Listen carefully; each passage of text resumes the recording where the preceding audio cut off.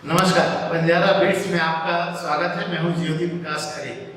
आज हम आपको मिला रहे हैं झांसी की एक ऐसी शख्सियत से जो सोसाइटी के लिए अनमोल काम कर रहे हैं। चलिए मिलते हैं मोहम्मद मजहर खान से। नमस्कार खान साहब। नमस्कार। मजहर भाई, आप मुझे ये बताइए कि आप ऐसा क्या कर रहे हैं जो हम आपके पास खींचते चले आए। देखिए, मैं तो कुछ नहीं कर रहा हूँ, सब ईश्वर हमसे करवा रहा है। जो भी हम काम कर रहे हैं सब ईश्वर की दया दृष्टि से काम चल रहा है। और अभी इस समय रोटी बैंक जो हमारा रोटी बैंक खुला हुआ है टच कंपाउंड में, ये बहुत बड़े लेवल पर काम चल रहा है। काफ़ी लोग यहाँ से फायदा उठा रहे हैं। कब से शुरू किया रोटी बैंक? ये लगभग 2 साल करीब हो गया है रोटी बैंक शुरू किए। तो ये आपके दिमाग में क्यों आया कि रोटी बैंक शुरू करना चाहिए?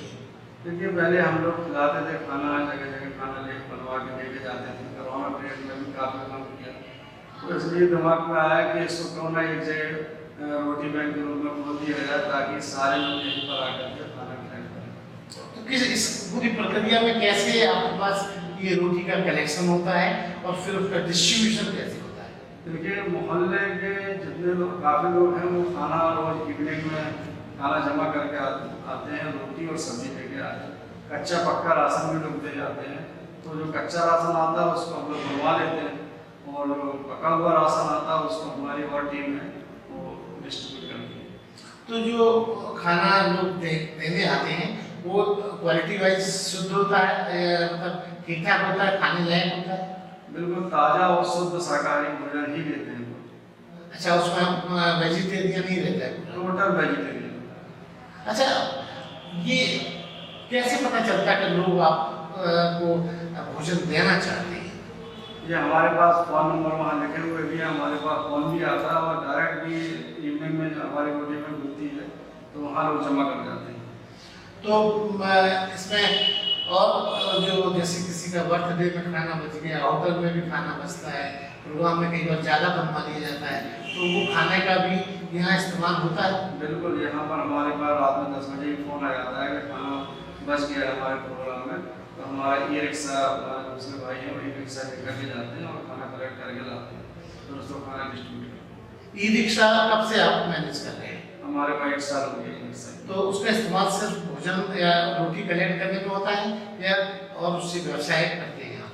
नहीं, उससे व्यवसाय नहीं होता है, केवल और केवल रोटी बैंक के काम में ही यूज़ होता है, या सामान लाना, कच्चा पक्का राशन लाना, इसी काम में यूज़ होता है। अभी तक आपने कहाँ कहाँ लोगों को इस रोटी बैंक से लाभ पहुँचाया? काफ़ी समय से हम स्टेशन में बाहर यात्री साइड में काम कर रहे थे, यहाँ खिला रहे थे। इसके बाद मेडिकल में भी जाते थे खिलाने, सिविल अस्पताल में भी जाते थे, और आजकल हमारा रोटी बैंक से ही काफ़ी खाना यहीं से वितरण हो जाता है। तो रोटी बैंक में कई बार खाना बहुत ज़्यादा आ जाता होगा, तो बचे हुए खाने का इस्तेमाल क्या करते हैं? जब ज़्यादा खाना आ जाता है तो हम इसको स्टेशन ले जाते हैं यात्री साइड में, वहाँ डिस्ट्रीब्यूट करते हैं। अगर और ज़्यादा हो हमारे पास तो मेडिकल ले जाते हैं, सिविल अस्पताल ले जाते हैं, यहाँ डिस्ट्रीब्यूट हो जाता है। यदि मान लीजिए इसके बावजूद भी और भी ज़्यादा खाना है, तो क्या बचे हुए खाने को नष्ट करने के बजाय आप बेजुबानों को, जानवरों को भी? जी, जानवरों को लिए कि हम लोग खाना रखते हैं, रोटी वगैरह जो बच जाती है, बहुत ज़्यादा अगर कहीं से खाना आ गया तो रोटी जो है बासी हो गई तो फिर जानवरों के लिए उसका इस्तेमाल हो जाता है। मजहर भाई, आप खुद क्या करते हैं? क्योंकि ये तो आपका बड़ा आदमी जज्बा है कि सोसाइटी के लिए आप ऐसा सोचते हैं। आपका खुद का जीविकोपार्जन के लिए क्या काम? मैं रेलवे में लोको पायलट हूँ, तो मैं उसमें नौकरी कर रहा हूँ। तो लोको पायलट की बड़ी कठिन सर्विस होती है और जाना आना पड़ता है, फिर आप कैसे इस पूरी व्यवस्था को मैनेज करते हैं? जी, वहाँ से नौकरी करने के बाद मैं रेस्ट करने के बाद फिर किसी में पूरे काम में लग जाता हूँ। इस आदरणीय काम में मुश्किलें किस तरह की आती हैं? मुश्किलें तो साहब ऐसा है कि खाना कलेक्ट करने में ही आती है मुश्किल। तो कभी क्या होता है कि लोग नहीं आ पाते, अपना मतलब किसी का शादी का कुछ है उसमें नहीं दे पा रहा समय, तो फिर उसमें दिक्कत आती है काफ़ी कलेक्ट करने में। नहीं, कई बार ऐसा होता होगा ना कि आपके पास समय नहीं है और खाने वाले तो सदैव तैयार रहते ही हैं क्योंकि संख्या तो बहुत ज़्यादा है, तो फिर उसकी भरपाई कैसे करते हैं? तो उस समय ये है कि खाना तुरंत बनवाते हैं, खाना अपना खाना बनता है और उसके बाद खाना डिस्ट्रीब्यूट मतलब किसी को निराश नहीं किया। नहीं, निराश कोई भी नहीं है। अगर कोई आया है तो उसको खाना मिलेगा। अच्छा, कभी ऐसा भी हुआ कि किसी और धर्मों के लोग, चूंकि आप एक खास धर्म से वास्ता रखते हैं, तो उन लोगों ने आपको भोजन भेंट किया हो, या कुछ लोग आए हो, उन्होंने कहा हो नहीं हम सिर्फ उसी मजहब का खाना लेना चाहेंगे, कभी इस तरह का विरोधाभास? हमारे यहाँ पर सभी मजहब के लोग खाना लेने भी आते हैं और खाना लेने भी आते हैं। सारे मजहब के लोग यहाँ से खाना, मतलब ये कहा जाए कि रोटी का कोई मजहब नहीं होता। जी बिल्कुल, रोटी कोई मजहब नहीं होता, सही बात। ऐसा जैसा कि हमने फिर आपको पूछना चाह रहा था कि इस तरह जब आप बहुत कुछ कर रहे हैं, आप झांसी में क्या ये माना गया कि इकलौती हैं? अब ये तो नहीं कह सकते हैं कि लोते हैं, मतलब रोटी बैंक का जो प्रोजेक्ट है वो आपके पास ही है? जी हाँ। क्या और लोग भी इसको चला रहे हैं? अभी तो कोई नहीं चला रहा, अभी हम ही चला रहे हैं। झांसी तो बहुत बड़ा है क्षेत्रफल में, तो सबको ये सुविधा मुहैया कैसे आप करवा पाते हैं? जहाँ तक हमारे पास खबर आती है हम उसका सर्वे कराते हैं, जहाँ जरूरत होती है तो हमारा वहाँ खाना हम वहाँ लेकर पहुँच जाते हैं जब हमारे पास ज़्यादा होता है। कभी ऐसा हुआ कि आप खाना लेके गए और जो जरूरतमंद है उन्होंने इन्हीं कारणों से मना कर दिया और नहीं हमको खाना नहीं चाहिए? नहीं, हम तक तो ऐसा नहीं हुआ, किसी ने मना नहीं किया और खुशी खाना लेते हैं। आने वाले कल में रोटी बैंक का विस्तार किस तरह से करेंगे आप?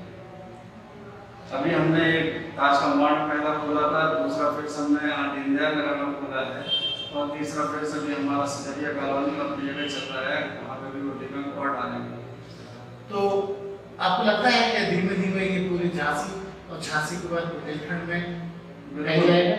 भाई प्लान तो ऐसा ही है कि पूरी झांसी कवर करने का और आगे ईश्वर के हाथ में, ईश्वर जैसा काम करना। आपने एक महत्वपूर्ण बात अभी पीछे कही कि आप बहुत सारे लोगों को खाना अपने मूल्य पे भी तैयार करवाते हैं, तो फंडिंग्स कैसे होगी, किस तरह से आपको इसकी तैयारी करने में, क्योंकि हर जगह धन का महत्व है? देखिए, धन का तो ऐसा है कि हम लोगों की पेमेंट मिलती है, SMS करते, किसी से कोई चर्चा नहीं करते हैं और जो कलेक्ट हो जाता है कच्चा पक्का राशन बस उसको इस्तेमाल करते हैं। अगर आपसे पूछा जाए कि आप कुछ अलग हटके और क्या करना चाहते हैं, रोटी बैंक तो क्या रहेगी, तो क्या प्रोजेक्ट्स हैं आपके या आपके संस्था के और भी कोई प्रोजेक्ट्स हैं क्या? जी हाँ, हमारे 4 प्रोजेक्ट चल रहे हैं, इसमें रिश्ता बैंक भी है, रोजगार बैंक भी है, कपड़ा बैंक भी है और अभी हमारा एक और प्लान चल रहा है इसका काम सिखाना बच्चों को और उसको अपना काम करें, एक वर्कशॉप टाइप खोलने। ये चारों का विस्तार से छोट संक्षिप्त में बताएं थोड़ा। जी, हमारे रिश्ता बैंक हमारे जाहिद कौशल साहब को जिम्मेदार बनाया है और इसमें देख रहे हैं रिश्ता बैंक दीनदयाल नगर में खुला हुआ है। उसमें क्या होता है? उसमें रिश्ते लगाते हैं, बच्चे बच्चियों के दोनों में रिश्ते लगाते हैं, शादी किया है। और दूसरा पॉइंट? दूसरा हमारा ये है कि उसी में रोजगार बैंक खुला है जो अब्दुल रहमान साहब देख रहे हैं और उसमें जो है जो बेरोजगार बच्चे हैं, जहाँ तक कोशिश की जाती है उनको काम सिखाना, उनकी योग्यता के मुताबिक। तीसरा? और हमारा कपड़ा बैंक भी है, कपड़ा बैंक में कपड़े कलेक्ट किए जाते हैं, वहाँ कपड़े लोग रख भी जाते हैं, लोग फोन भी करते हैं कि कपड़े ले आए, तो हमारा ये हिस्सा जाता है, तो कपड़े से कलेक्ट कर लेता और गरीबों में डिस्ट्रीब्यूट कर जाता है। वो उसका डिस्ट्रीब्यूशन कैसे होता है? क्योंकि झांसी में कुछ जगह तो ये है कि वो नेकी की दीवार बना दी गई है, तो उस तरह से है या आपके यहाँ कुछ और तरीके से? नेकी की दीवार भी है हमारे पास और गरीब बस्तियों में हम जाते हैं जब खाना लेकर के तो कपड़े भी लेकर के जाते हैं, तो खाना भी बढ़ जाता है और कपड़े भी हमारे चले जाते हैं गरीब बस्ती में। इस तरीके से हमारा कपड़े का डिस्ट्रीब्यूशन है। और चौथा प्रोजेक्ट आपका क्या है? 4 प्रोजेक्ट चल रहा है, 5वां प्रोजेक्ट है कि हमारा वर्कशॉप हम खोलने वाले हैं। अच्छा, जो होनहार बच्चे उनको काम दिलाना, काम सिखाना, फिर वो अपना काम करेंगे। रोटी बैंक में आपकी क्या भूमिका रहती है? रोटी बैंक में ये भूमिका रहती है, जैसे मान लो कहीं से खाना आना है, कहीं खाना प्रोग्राम में बच गया है, खाना जाता है, उसको लेने के लिए, उसको कलेक्ट करने के लिए, डिस्ट्रीब्यूशन करने के लिए। आपका खुद का भी काम है बिरयानी का, फिर आप कैसे समय निकाल पाते हैं? बिरयानी का हम लोग का जैसे कभी बना के चले जाते हैं और 3-4 लोग हैं और खाना जो कलेक्ट करने का समय है तो हम लोग का 8 बजे का है, शाम रात में।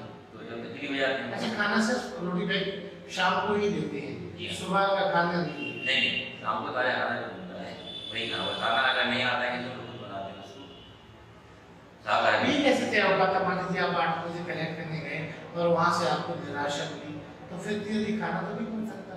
जैसे अभी खाना ऐसे बन जाता है, खिचड़ी है या पुलाव है, ऐसा बना के ताजा खाना बना के बना सकते अच्छा दोस्त ये बताइए कि जैसे जब आप खाना कलेक्ट करने जाते हैं तो मैं थोड़ा धीरे धीरे काम करती हूँ, आपको बहुत वेट कराती होंगी, ऐसा होता है? हैं। हम लोग खुद करते हैं अपने हाथ से। नहीं, खाना तो निकाल के देती होंगी ना? नहीं हम ही लोग निकालते हैं पूरा, हम लोग करते हैं। हम लोग 3-4 लोग हैं। नहीं, जब वो आप कलेक्ट करने जाते हैं, मेरा मतलब नहीं वो फोन कर देते, वो तैयार रहते हैं। अच्छा, जब पहुंच जैसे आपको आता है सिर्फ रिसीव फिर लेने जाना पड़ता है, खाली ई रिक्शा है। फिर यहाँ आके आप उसको डिस्ट्रीब्यूट करते हैं, उसका विभाजन करके कि किसको कैसा कितना खाना देना है। हर जगह आपको जैसे ये आती 3 साइड रेलवे स्टेशन के बाद वहाँ पर है, जैसे केरला के हॉस्पिटल है, मेडिकल हॉस्पिटल है, या मुझे जितना चौराहे पे नीचे है, जहाँ गरीबों को जितनी जरूरत जहाँ देते हैं लोगों को वहाँ खाना डिस्ट्रीब्यूट करते हैं। चलिए, किस तरह से आप रोटी बैंक का संचालन में सहयोग करते हैं? जी रोटी बैंक शाम को 5 बजे खोल लेती है और सब जगह से खाना आता है और उसको हम लोग तकसीम करने जाते हैं, दूर बंदों को खाना बांटने जाते हैं। हर रोज जाते हैं या किसी दिन अवकाश पे रखते हैं? जी नहीं हर रोज, क्योंकि पेट का तो कोई अवकाश होता नहीं है। जी हर रोज जाते हैं। किस तरह की मुश्किलें आती हैं आपको? और मुश्किलें आती हैं, उसमें कोई मुश्किलें नहीं नहीं, वही तो मैं पूछ रहा हूँ, आती हैं तो आप शेयर कीजिए। आती। थोड़ी बहुत मुश्किलें तो सभी काम में आती तो हैं। वही थोड़ी बहुत बताइए ना, किस तरह की मुश्किल आपको अभी तक आई है और आपने उसको फिर निपटारा किया है? नहीं कहीं जाना आना पड़ता तो फिर रोटी बैंक में सभी को देना पड़ता है, यही मुश्किलें हैं और कोई मुश्किल नहीं। समाज की तरफ से, सोसाइटी के लोग कभी आपको परेशान करते हुए देखे? जी नहीं, कभी किसी ने कोई परेशानी नहीं। कोई ऐसी व्यक्ति जो खाने के पात्र ना हो और वो खाना मांग रहे हो, कभी आपने मना किया? नहीं हमने मना नहीं किया, जो आता है रोटी बैंक पे उसको खाना देते हैं। कभी ऐसा नहीं हुआ कि कुछ लोग जो जरूरतमंद नहीं है उन्होंने भी मांग की हो आपसे खाने? जी हाँ मांगा है खाना, उन्होंने भी मांगा है खाना, उनको खाना दिया है। जो भी आता है रोटी बैंक पे वो खाना खाना देते हैं। निराश नहीं। तो ये थे मोहम्मद मजहर खान, जो रेलवे में विषम परिस्थितियों में नौकरी करते हुए भी रोटी बैंक जैसा आदरणीय काम सोसाइटी के लिए कर रहे हैं। मंजर रवि से बात करने के लिए मजहर साहब बहुत बहुत धन्यवाद। अरे हाँ, इस चैनल को लाइक और सब्सक्राइब करना ना भूलें। देखते रहिए बंजारा बीट्स।